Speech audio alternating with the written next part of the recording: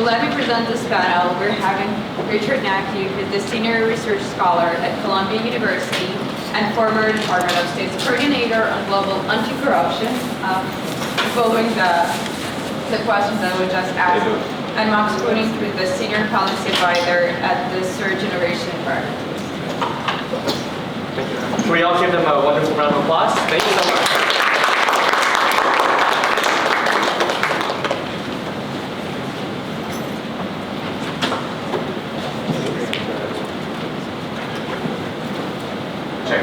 Check. She goes still wrong. Yeah. There's still plenty. They didn't charge me yet. Oh, well, this will come later. That's right. That's right. There's a secret Can taking you, a time box. can you serve the speakers, please? Just a couple. Can you arrange them? That's great. Thank you. I know.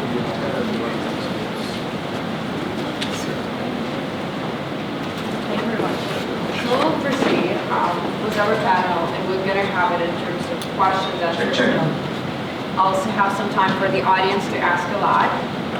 And as we know that Russia launches a lot of missiles that specifically target energy infrastructure in Ukraine, and they use it as one of their means actually to have this war in Ukraine. So I think there's a lot to discuss, and also in the post-war context. And I would like to start with my first question to Richard. So if we look a bit outside of Ukraine, what is the current scope of the global energy supply chains? And especially, how have they changed? How are they impacted by the sanctions against Russia? Great. It's a great question, and thanks very much for having us here. Really appreciate the opportunity to come back and chat with folks. I was alum here and helped pay for this building, although I only had, I think, one class before I graduated. So every time I get to come back, I feel like I'm getting some of my student loan payments back. And that's why I stole coffee. So look, I think the energy markets are pretty well supplied right now, is the bottom line position. It's a consensus position you would see across markets. It's a consensus position I think you would see amongst analysts. And in fact, actually, notwithstanding the sanctions that are in place against Russia, but also in place against Iran, Venezuela, and other places, the market has actually been in what it would describe, I think, as a technical glut for the last year or two, with some assessments ranging as high as 5 million barrels per day of excess supply against demand. So from that standpoint, I don't think we've seen an adverse impact in terms of the market over the course of the last year or two from the sanctions that are in place. Of course, that's by design, right? So we shouldn't think that this is just lucky happenstance, but the Biden administration created a sanctions regime working with European partners and with others that tried to keep the market relatively well supplied, avoid price spikes, and to make sure that we were able to provide energy supplies around the world. And there were good reasons for this, both political and strategic. That doesn't mean that there hasn't been an impact from the sanctions that have been put in place against Russia. So obviously you've seen supply chains change, you've seen investment decisions change, you've seen where energy is coming from change, and you have seen increased prices and increased risk, primarily for European partners in terms of supplies, because they were getting so much of their energy supply coming from Russia, including coming from pipelines. So there are uneven but real impacts that have come from the sanctions that have been put in place against Russian oil and natural gas. They just haven't been so much that they would, radically disrupt the overall market supply. Thank you very much. So it's a very good overview. I would like to ask my next question to Max. If we look at the current energy sector, what is the role of renewables there? What is the role of renewables there globally and especially in Ukraine? Yeah, so of course we need to differentiate because energy overall, so total energy use and then electricity, very often these get mixed up and we get much higher numbers. So when we look at total final energy, renewables are still pretty low. So I mean, it's kind of like, yes, it's just a reality. I mean, I don't know exactly where we are in right now in this moment, but it's like 10-15%, and growing, of course. And then if you add nuclear to this, then you get to 20 plus something. So it's good. It's a start. I would say it's a start. It's certainly not where we want it to be, but it also tells you there's still quite some way to walk. Also, of course, on the other end, it's a huge market opportunity, right? So there's still like, not all the solar has been built that we need, not all the wind has been built that we need, and there are other things we need too, like geothermal, like maybe concentrated solar, maybe fusion even. So, I mean, there's like a whole road there where there's a lot of opportunity, but obviously there's also a challenge at the moment. And then, yeah, there is still a lot of fossil energy, and especially, of course, oil is very heavy in transport. Not so much in electricity generation anymore in general, except for some island configurations. But yeah, gas, natural gas, coal are very powerful in power generation and also for heat, of course. And then if we look at global electricity, there we have actually, so now, of course, so now just electricity subset of total energy. And of course, with increasing electrification, the electricity sector will become more and more important. So there we have reached 30% globally for non-fossil energy in 24. Of course, very different numbers for different countries, right? And even throughout the year, the numbers. So this is the annual average, and of course, we don't have this consistently since we have, for example, peak solar generation, obviously in the northern hemisphere and more in the summertime, and wind is also a seasonal business to some degree, especially for onshore wind. And so of course, when we look at Ukraine, this is a very difficult question, because then is the question, when, right? So I mean, well, statistical data is always available with some delay, but nuclear was already very prominent in total energy in Ukraine in 22. It was 26%, so a quarter.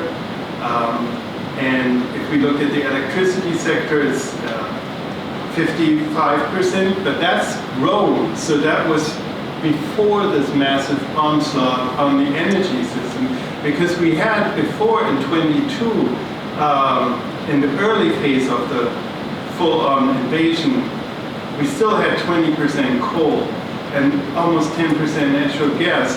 And of course, all these large thermal power plants, they've been attacked. Not the nuclear ones, thank God, but so this means that now it's basically nuclear. In a way, it's not, nobody wanted this. This was not a strategy or a policy. This is just the reality. And of course, imports, energy imports. So that's just a situation in the electricity sector. And of course, for the foreseeable future too. I mean, there's of course the idea of repowering thermal power plants. But then too, there's a challenge because a lot of the coal mines have been flooded and or are in occupied territory, or both. And you don't, fixing a flooded coal mine is not something that you can easily do. So this is not available in the near term, which has also knock-on effects, because you think, okay, coal, that was also, Ukraine was a major steel producer, and that's also linked to the availability of coal, or of course other energy sources, but primarily that's the coal. Also you need the carbon from the coke for the iron ore process. So this brings up a lot of questions about how is it going to continue. Like, I mean, once we get to a cessation of the conflict, even then, you can't just go back to what was before. But I may be going too far there. But yeah, overall, so it's a very simple answer. The electricity sector is primarily nuclear now, with a little bit of gas and a little bit of other sources. Of course, we have some renewable power. I can give you just numbers from 22. We had under 4% solar PV, and then we had about 10% hydro, and then a little bit of wind, really just a little bit. So again, it's relatively low numbers, but a lot of potential there. Thank you very much. If you want to, I can also talk about the future, the goals.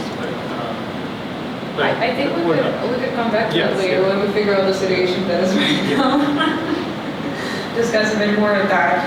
I would like to ask Richard, and I think you also covered that basically since the market is pretty well supplied, so of course there are like some results from the sanctions, but probably not as much as many people had expected.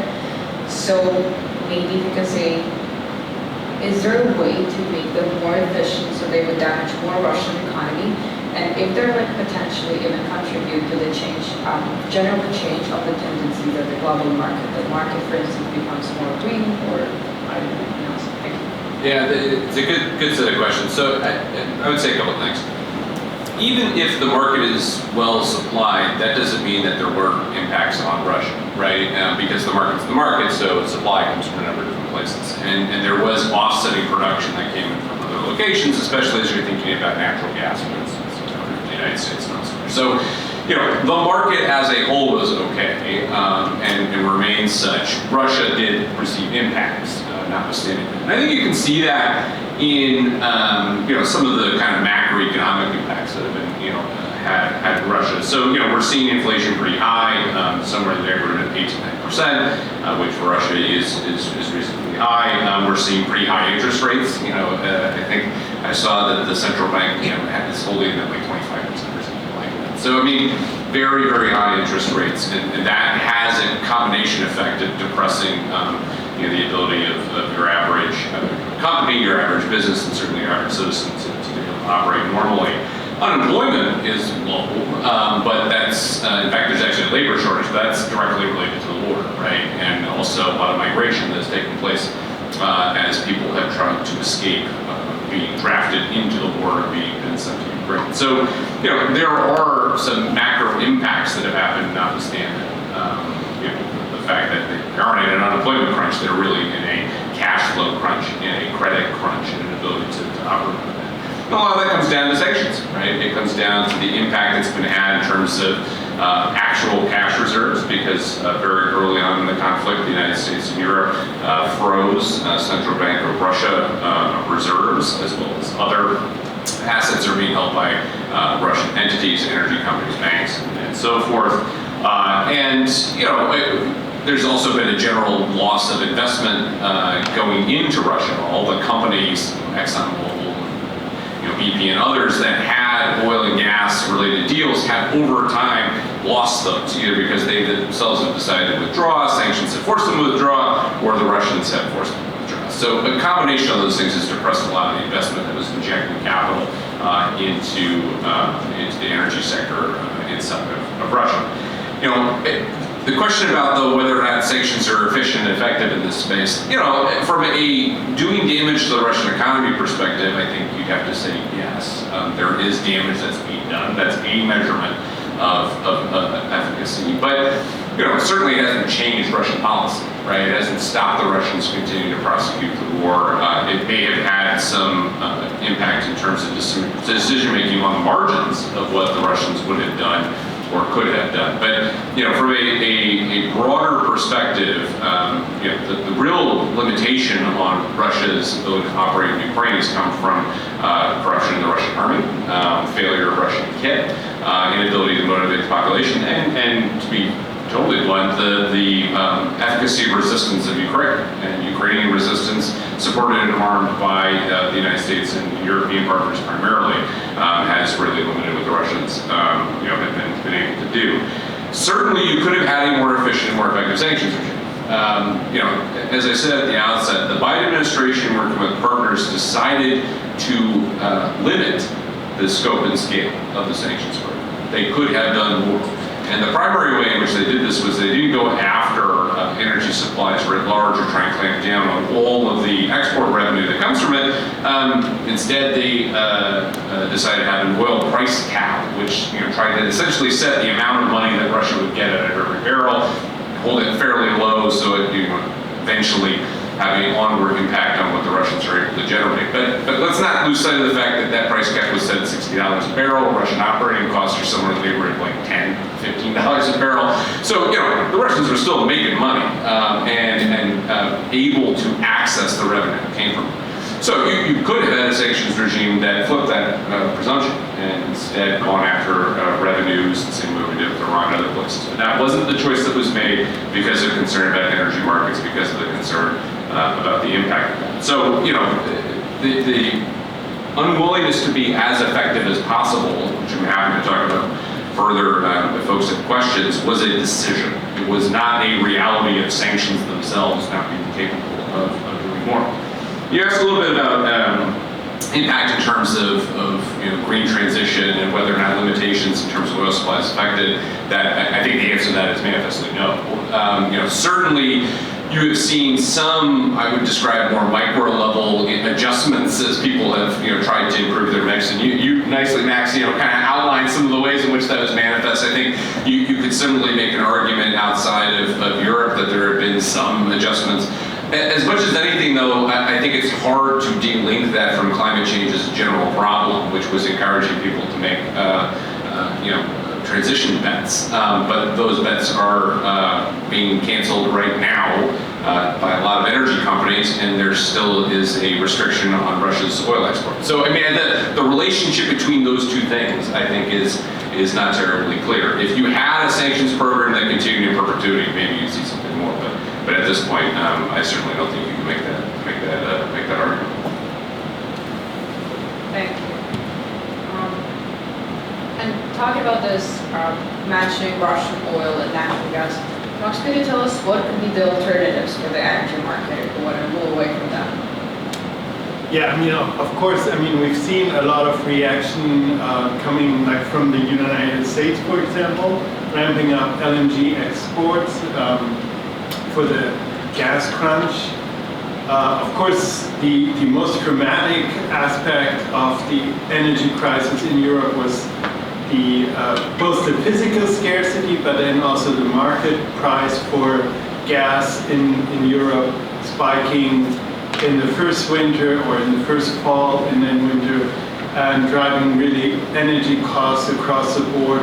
So this was also a mixture of market design issues and physical scarcity, but then compounded led to a real pressure situation. So importing more LNG from the US, from the Middle East, also beyond.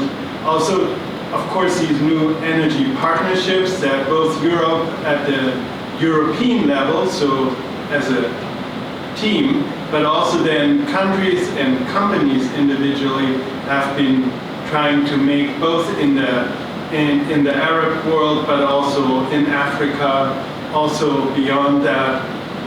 And it's interesting, though, you mentioned climate. Some of these commitments are so long-term, meaning like 27 years, for example, that they clash with this idea of net zero Europe by 2050 very directly, unless you say, well, we can do carbon capture sequestration or kind of balance this out, so offsetting this basically, having still, because net zero doesn't mean absolute zero, it means you can have emissions somewhere and then balance it out. But still, it's kind of in the face, when you want to tell people the future is green and clean, and at the same time people are doing these long-term commitments. Of course, the long-term commitments are also protection against the short-term market spikes, which are very, very dangerous for especially gas being used by utilities and electricity generation. So where you don't have a choice, where you have actually a legal obligation to deliver electricity, so you have to buy. We've seen that here in Texas during the cold snap, how this can really be tough, because when you're not a utility, you know, if you run like a trucking operation and the oil price is very high, you can reduce how many trucks you run.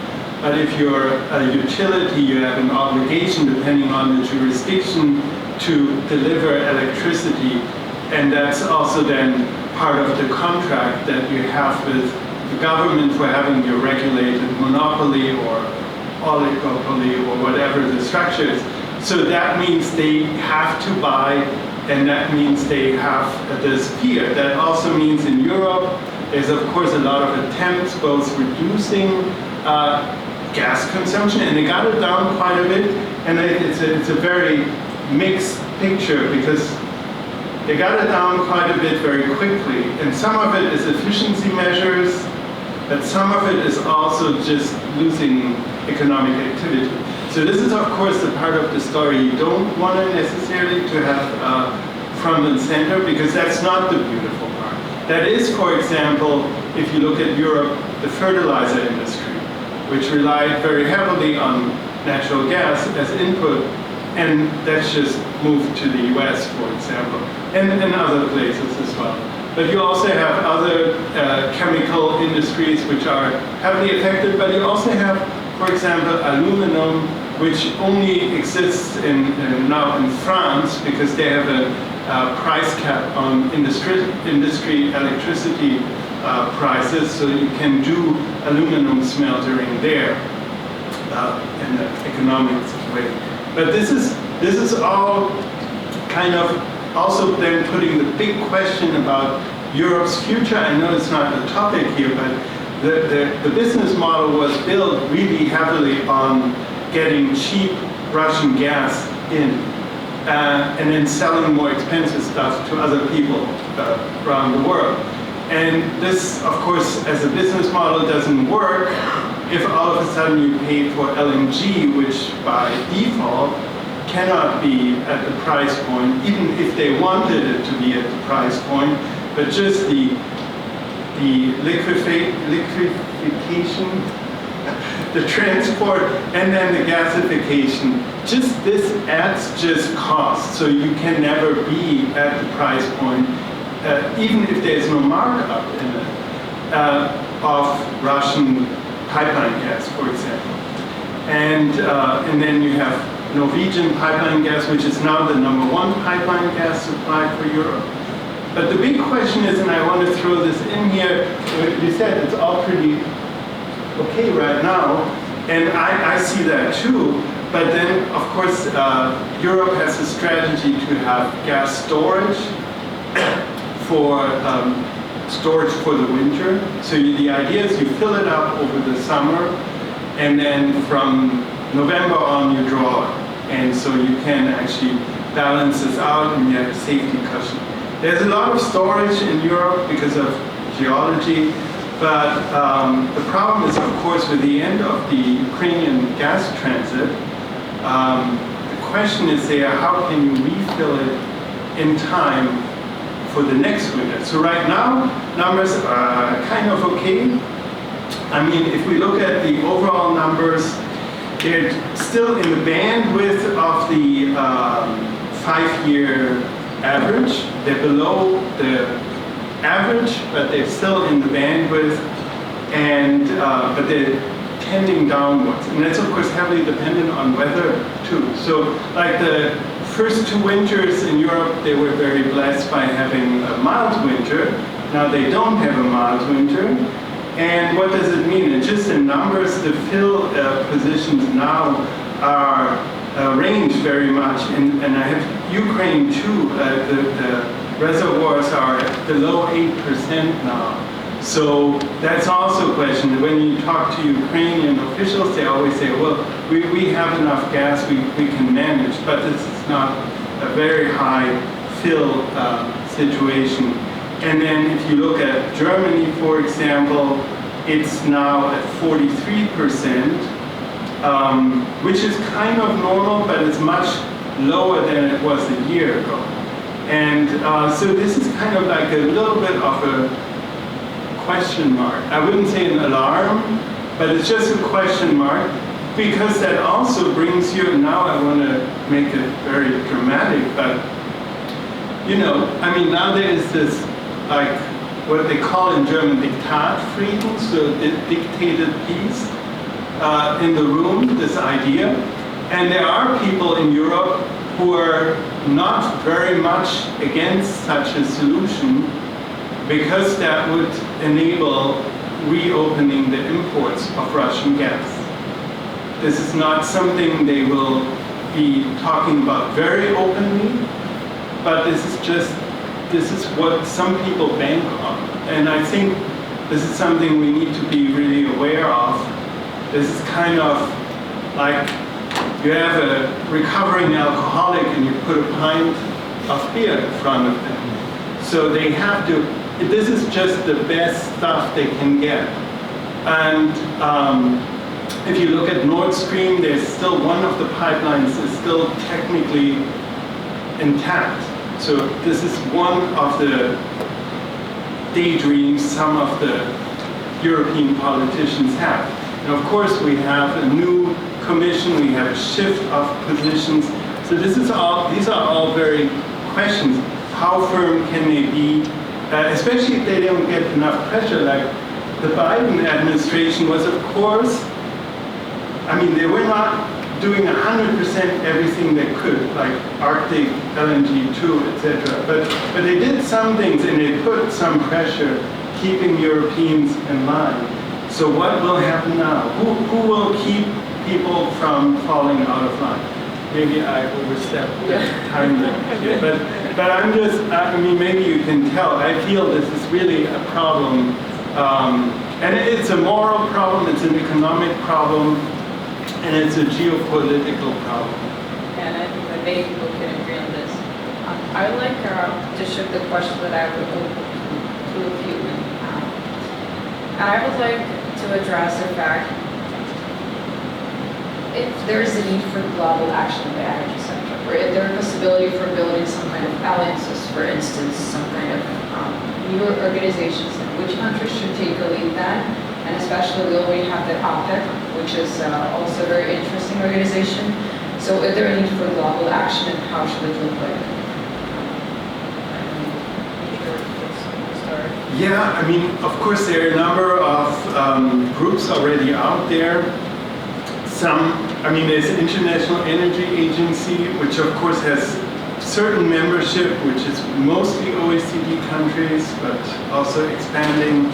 There is for renewables, there's IRENA, but it's even less really powerful. There's also, of course, the Gs are also active in this field. Of course, Ukraine is not a member, but they're definitely setting a lot of the framework conditions.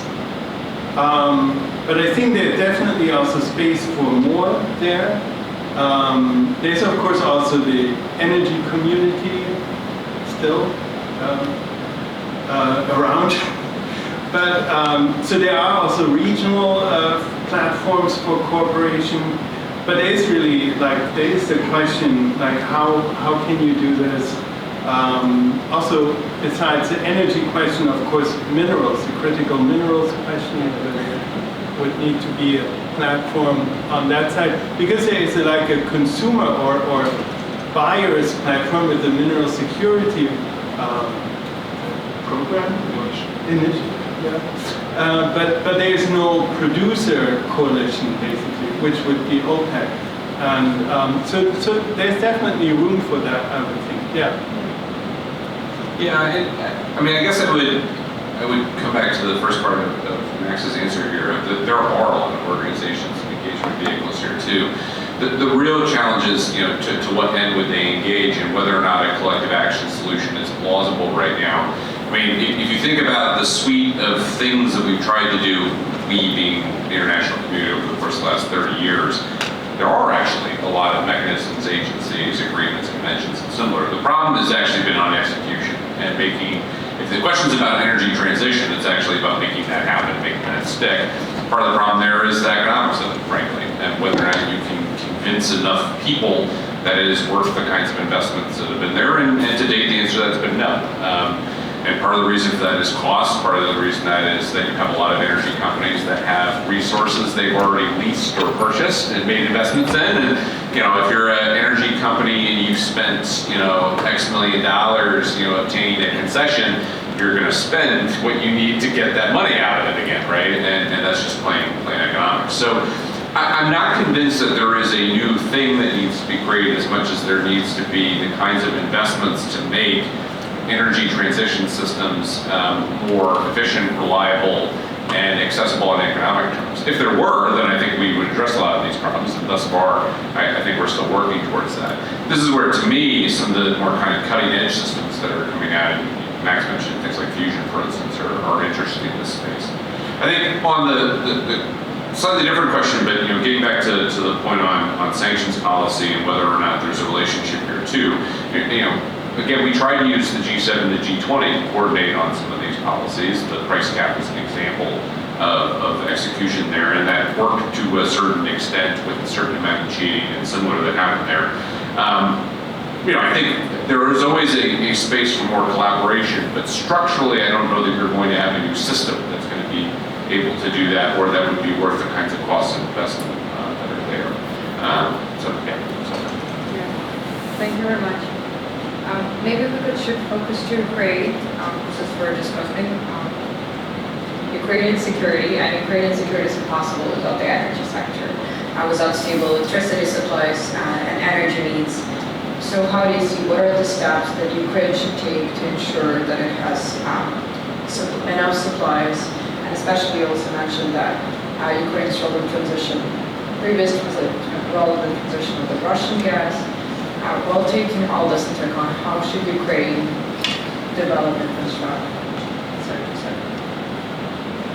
I can start out. I think the bluntest answer is that in the absence of either a ceasefire or more defense resources, Ukraine is always going to be at the target end of what the Russians are throwing at them. And so, I think any kind of long-term reconstruction operation or reconstruction investment is going to have to come either as a result of very effective defense, which thus far has not been proven to be plausible. I don't see the assistance budgets in Europe or the United States, climbing up to try and address that, or it's going to come after a ceasefire. And if we're talking about after a ceasefire, then there's a lot that can be done on the Ukrainian side to try and make the energy system more reliable, more robust and similar, more diffuse. I think the number one piece of that is to not be at the mercy of Russia, which I would just come back to a point that Max made, and I was looking for a place where I could do that. It would be sheer madness for European governments and for European companies to get back into the business of buying their energy resources to a significant degree from Russia. Absolute madness. Total madness. And I can understand why there would be a near-term desire to do so, but the long-term implications of handing your energy sector over to a revisionist power that has already demonstrated its willingness multiple times to interrupt supplies for its own strategic advantage is crazy. It is just plain crazy. It was crazy 20 years ago, it is crazy now. And I think this speaks to where Ukraine needs to go with this as well, which is to be able to have energy sector systems that are redundant, are replaceable, do not rely on said revisionist power, and are reconstructed in a way that also minimizes the risk of corruption. And that was a topic that came up earlier, and I think we should talk more about this. The biggest issue and challenge for the Ukrainians when I think about reconstruction is corruption. That's going to siphon away what little foreign assistance they're still going to be getting, and is going to make it very, very hard for reconstruction to be effective over the long term, especially if there aren't actual completed projects, which tends to happen when you've got So to me, I think that there are plenty of different systems you could potentially contemplate, but a diverse mix, not dependent on Russia, and avoiding some of the pitfalls that come with corruption are the top things that would put on my list as part of reconstruction.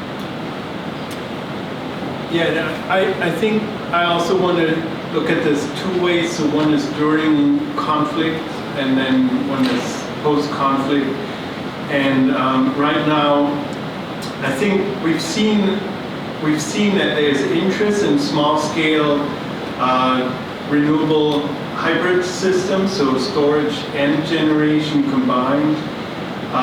These can be used, for example, for hospitals, schools, but also very important for the water system, so water treatment and water provisioning. It's very important because obviously once this doesn't work, you have disease outbreaks. And these can be actually, there's American manufacturers who offer these systems. They are hardened, so they can be deployed in conflict situations because they mostly sell these in normal times to the US military, and they love it because that way they have to transport less fuel to their out positions. So this is proven technology. This works. The big advantage is, yes, of course, you can also bomb them and destroy them. And with drone technology, you can be more, targeted, more small scale. But in general, they're much less of an easy target compared to a large power plant. And we see that risk with, there is a tendency to rebuild the old thermal power plants, to rebuild what has been destroyed. And that's, of course, always the risk.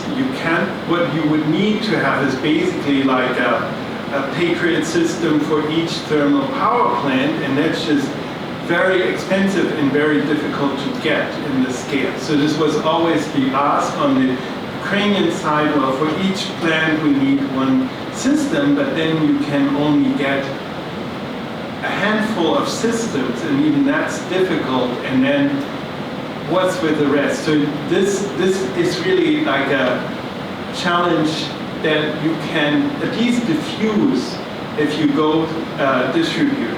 Of course, this is not an answer to the full energy system, right? This is emergency power for critical infrastructure, let's put it that way. But that can be hard, that can be a stepping stone. Then of course you have to think about also heat provisioning. And that's where also long-term thermal storage comes into play. And I've seen there's very interesting developments, including here in the US at NREL, and they use very simple materials like sand, like volcanic rock. So it's also very low risk, very low price. You source this locally. And even if you hit it, well, the worst case, you have very hot sand coming out of the silos. So it's not like a major risk factor there. So these are, I think, important stepping stones for deconflicting the energy system and not repeating the Soviet centralized style system. But I want to come back to what Richard said. You mentioned this with corruption, so everything under governance is very important. So if we think about the long term and the full rebuild, we really need to think about, okay, how's the energy system going to work? And of course, it's really a fact that there's been a lot of siphoning off, especially in the energy sector, that also prevented, for example, having more renewables already. But also, that might make it very unattractive for investors to go there and build more in the future.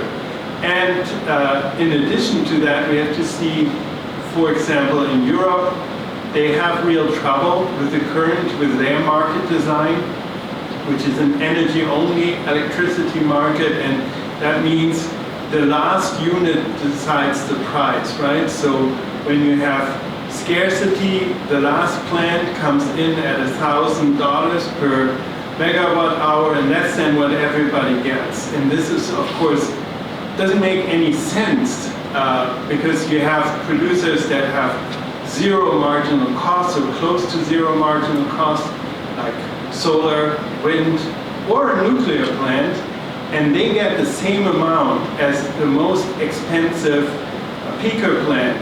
And of course, this is all fine and good if this is only happening once in a while. But the more renewables, the more fluctuation we have in the system, the more we will see this old system doesn't work. And Europe didn't really do a full-scale reform of their energy market. They missed that opportunity. But people will have to think differently. And basically, the problem is markets were made for a fossil energy system, which makes sense. That's what it was when it was designed.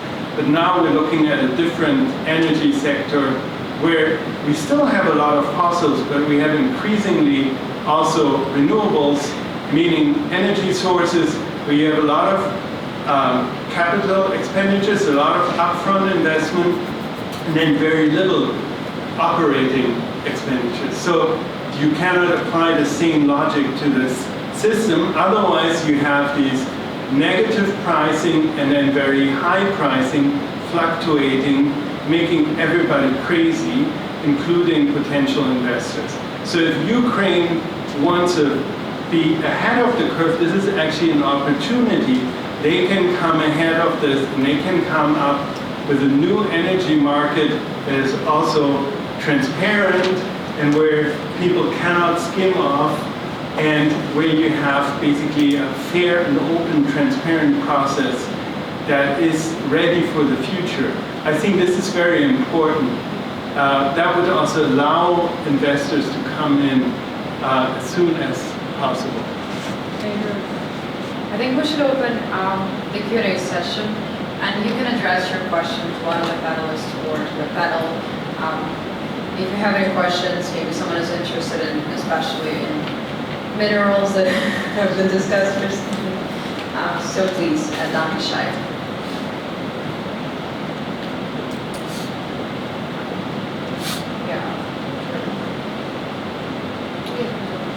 I have two questions. The first one's for you. You both mentioned fusion, nuclear fusion energy. That always seems like a technology that's 5 to 10 years away. Do you see like a different timetable for, or maybe more than 5 to 10 years away? Do you see a different timetable for those people? And the second one has to do with the Trump administration has proposed shipping more LNG energy. Europe is still buying it directly from Russia. Do you see there's an opportunity that the U.S. or other partner nations could fill that gap? So I'll give an initial. So on the first one regarding fusion, we look and there's an awful lot of fusion energy companies that are right now working on projects that they think are going to be deployable in, call it the next 7 years. So yeah, I mean, I think they are also aware that it's always 5-6 years away. I think the sophistication of where they are now is much greater than where they were in the past. And part of that comes down to just improvements in material science and those sorts of things. So, I mean, full disclosure, I've done some consulting work in support of a fusion energy company, and I'm not just cheerleading from them because that just so I don't have a relationship at this point. But I was incredibly impressed by the sophistication of what they're doing right now. Now, there's a bigger question about how deployable that is at scale across the globe. So I don't think anybody is suggesting that the next 5 to 10 years is also going to have a fusion energy plant in every house, right? But in terms of bending the curve, I think it's more realistic now than it's been. It's just now a question of testing it out. On the issue of more LNG, look, I think that it is very clear that the United States under the Trump administration wants to have energy dominance, right? That's the word that we're using and talking about. The real issue is getting companies to make the kinds of investments required to put that out at the prices that are there. And that's a big problem, right? I mean, at the end of the day, especially in the United States still, We do not have a command economy in which the president can snap his fingers and tell a company you're going to export more LNG. We still have to have a set of incentives that are there to make it attractive, and that means the price needs to be basically higher than what they can produce it for. I mean, that math is a tyranny of its own, but it's real.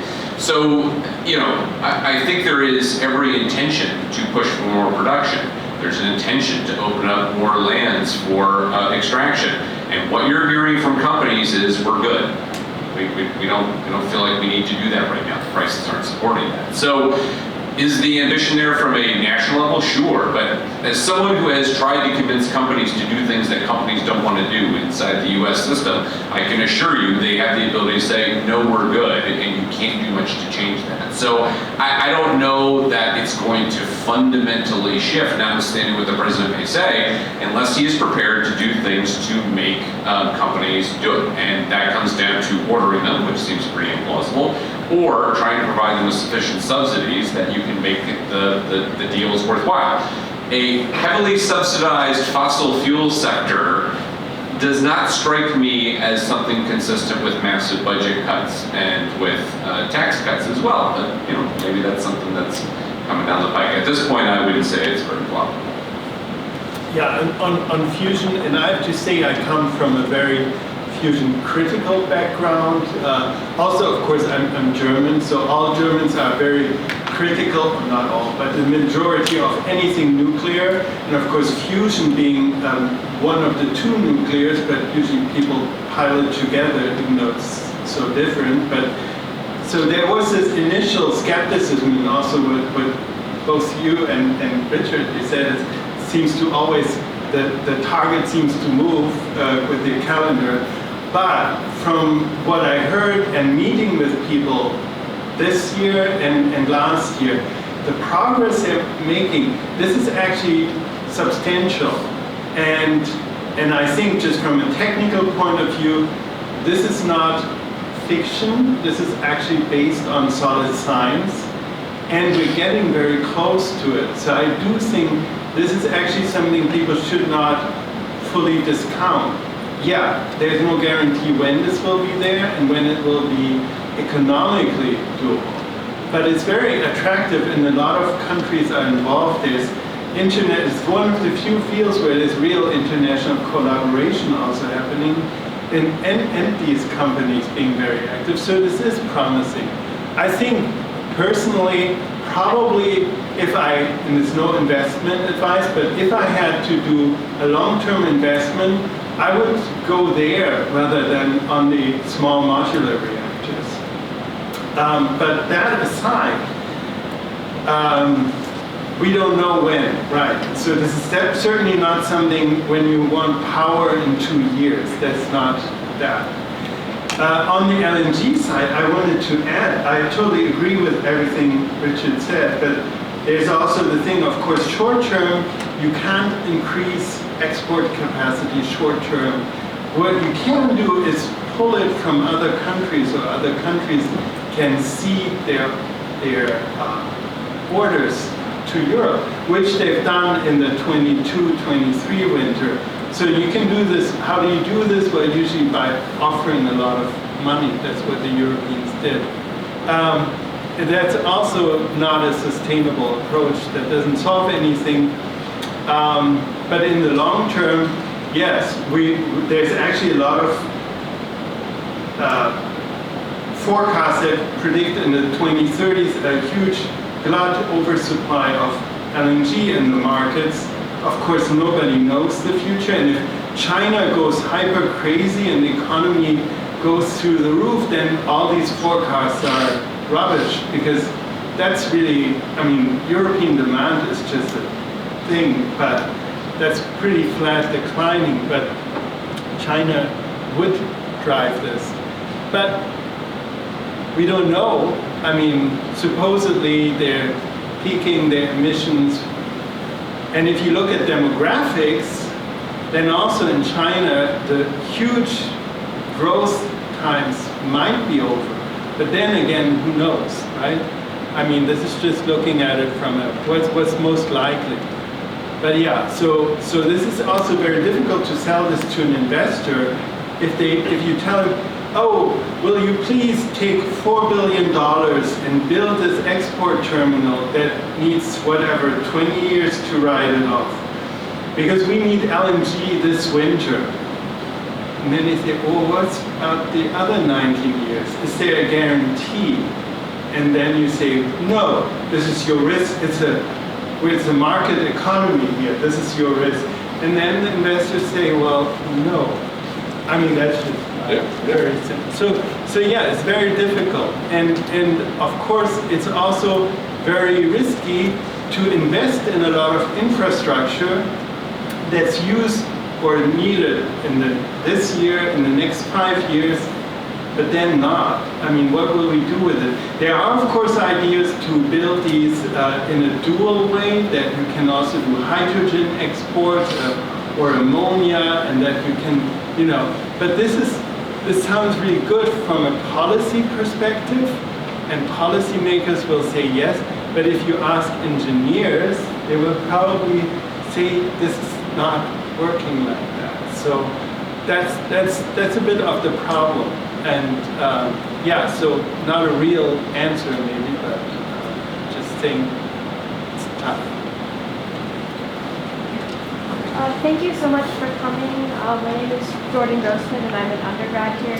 So I wanted to ask, with the Trump administration moving to make so many tariffs, especially on European allies, I was wondering, what effects will this have on Europe's attempts to change its supply chains, and also possibly on Ukraine's reconstruction?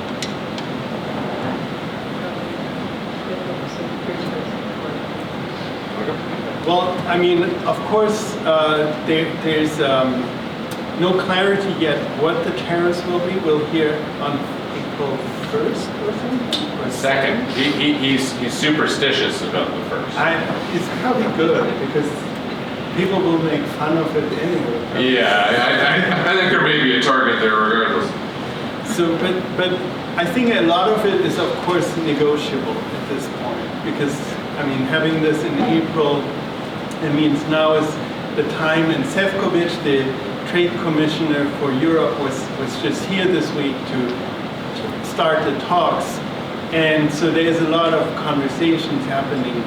Of course, there are questions about what will be the final impact.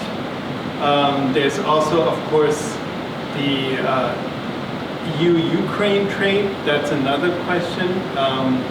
There's pushback there on multiple ends in Europe, both on ag products, so grain mostly, and then also on energy imports, like even people who are very pro-Ukraine, but then they may have problems, for example, with biogas, so they wanted to stop the import of biogas from Ukraine because they say it's not carbon neutral or something like that. So you have a lot of friction there, even with potential allies. And now, of course, comes the US with its basically dismantling of the trade system.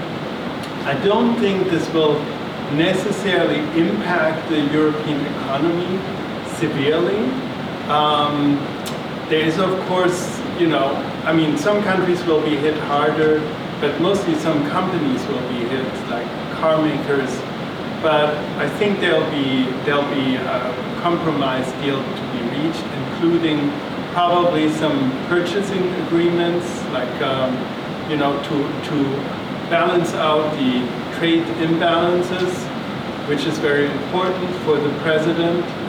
So that's something they can work on. I mean, they did it under Trump 1. They had this phase 1 agreement with China, which never really delivered, but it was an agreement with China, promised to buy products, mostly ag products from the US. And then, of course, came COVID, and it never really came to fruition. But this is a model that seems to be viable for responding to the motivation in the White House, because that's to have less of a trade deficit. But what it means for the global economy is, of course, that's maybe the question with that. I mean, this could, of course, lower the available money for Ukraine reconstruction. The big question that I have though is, will either Europe or the US give Ukraine preferential options for trade? I mean, right now, Europe did that in a lot of ways. They basically treated Ukraine mostly as a member and had a lot of exemptions to import duties. So this was very, very beneficial. Will this continue? I'm pretty sure it would. But of course, there's a question about carving out a lot of money now. You mentioned this for the not only the reconstruction but also the military build-up, etc. So, yeah. No, I think I agree with that in terms of short term. I will say long term, I think the arc of U.S. European, U.S. writ large trade ties is got to look negative. And that's in part because of a baseline decision that companies make. They don't like surprises on the downside, right? If you're running a company, the last thing you want is an expensive new bill you didn't think was coming. If there's going to be a surprise, you want it to be on the upside, right? That all of a sudden you found out how you can make a better mousetrap and you can sell millions of them, right? That's the theory behind businesses. You want to keep your operating costs low and you want to have it all on the profit side. And the problem with tariffs and the problem with the impact on supply chains is that they are going to encourage European and American companies at some point to look elsewhere to support their supply chains that are lower cost. It's how these markets work. And to the extent that tariffs are actually implemented, which I think is a great point, it's an open question as to how they're going to be implemented. I think there is still a negative cost to be borne by those trade ties because people will say the uncertainty itself is a problem for me. And so I think the way you ought to look at it is that supply chains that are overly connected between players that are no longer playing well together are going to be minimized to the extent that that's possible. And that is going to come with increased costs, and it's going to come with diversified supply and people looking elsewhere. So that has a political impact. And this goes to the issue of reconstruction and everything else. I mean, the reason why the United States and Europe have close relations is not just about trade. It's about a whole lot of different things. But a whole lot of different things are being challenged right now. And so when those whole lot of things are being challenged, and trade isn't good either, it does start to break through the inertia that otherwise is part of a lot of business decisions. It's just easier to keep doing things the way you've been doing. So it is a long-term permanent fear that I have got as someone who looks at economic statecraft issues intensively, that the competitive advantages of the U.S. economy and the ability to operate with the U.S. economy are going to go away and be diminished as a result of excessive use of these tools, even if just threatened.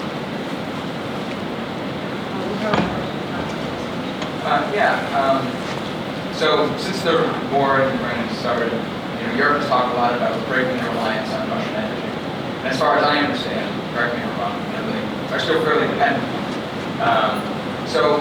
We've talked about the economics, of course, favor buying Russian gas and political issues. So do you think, is that ever really possible for them to end their reliance? And if so, Ukraine has large energy resources, so Ukraine can play a role in that? It's worth noting the reliance on Russia is a 40-year event, right?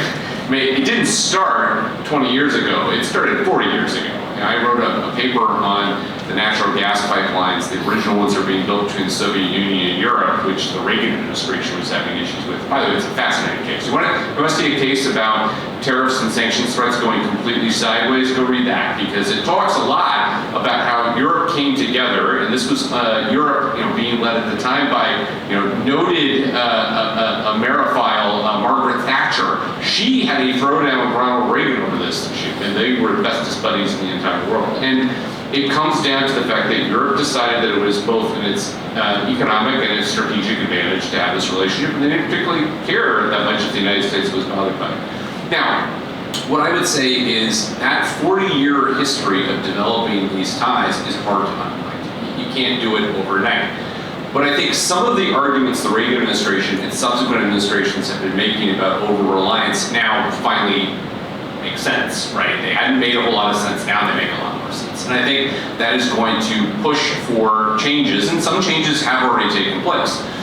But a 40-year energy system development does not get changed overnight. And then you go to fundamental questions about from where, right? And Max described the issues about trying to get energy supplies from elsewhere. They're higher costs, and they require investment in infrastructure that's just simply hard to do and not necessarily economic. So I'm not of the view that because Europe hasn't reduced its reliance today, they won't ever reduce their reliance, or they're not serious about reducing their reliance. I actually think it's just a much more practical problem of this is actually hard to execute, and maintain the living standards and economic health of European governments. And last thing I was saying that is, it is worth remembering that economic health of countries in Europe was a national security priority of the Biden administration in helping Ukraine fight this war. It's a Ukrainian national security priority. Why? Because Europe felt economic crisis as a result of supporting Ukraine. Support for Ukraine goes away, right? And we're already seeing some of this. There are very few countries in Europe that are prepared to take massive economic hits for another country. By the way, you can extrapolate that across the entire globe. So the reality is, it was necessary for an accommodation to be reached to allow Europe to maintain where it was in order to continue supporting Ukraine. And getting that point right was very, very hard. But that doesn't change the fact that I think that there has been a recognition, at least among some of the national security thinkers and some of the business people, that a long-term change needs to be there. Whether or not that's the short-term answer is a different question. I think it's motivated by some of the facts that Max was talking about in terms of supply and storage and those sorts of issues. Yeah, I think physically, of course, physically it's possible, because like in gas, there's just a residual dependency overall for the EU overall. But then for some member states, it was still very high. And then also the political aspect, right? For example, in Germany, there's only like 5% of the gas is Russian LNG gas. It doesn't even come directly, it comes through Belgium, Antwerp. And so nobody really wants to talk about it in government.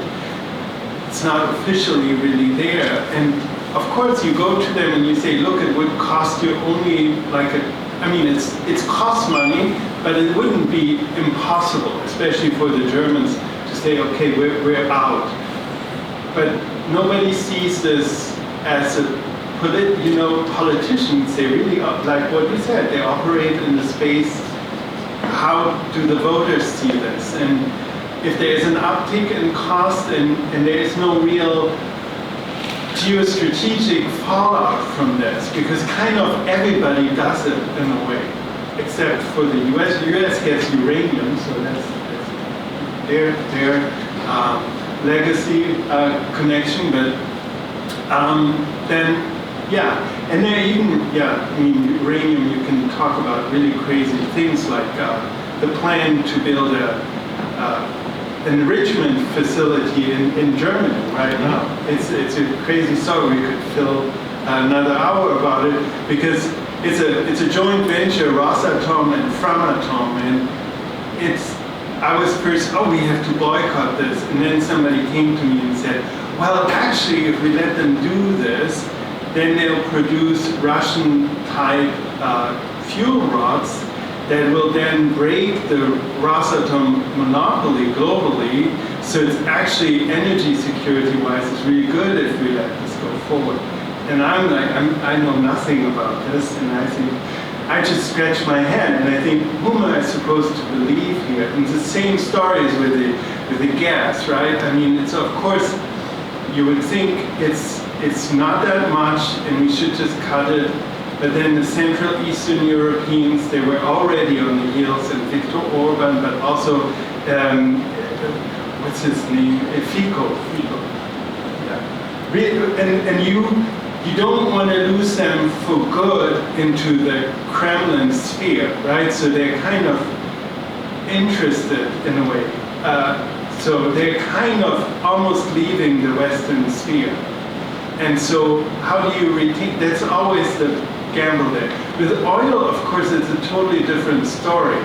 And of course, that's something, I mean, it's much more fluid and much more doable in many ways. The problem there is how do you stop countries like India and China from importing it? And how can you close the refinery loophole, right? When you have these, nobody knows anymore. They forgot that it's Russian oil at the beginning, but it's coming back through, I think, like Turkey and other places. So this is, and there's so many players involved. And then you get to the big question. A lot of countries are not clear on where they are in this conflict. Like you go, like now the G20 presidency, South Africa.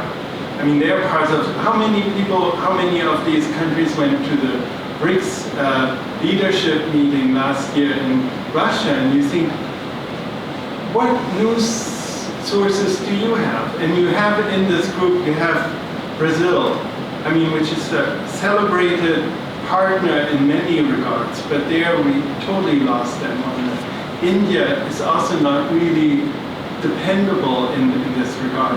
So this is also, this really links then to globally, we're not united enough. I think if we had global unity on what we want, we could easily phase out all Russian oil and gas. But it's just a political statement, but yeah. Thank you very much.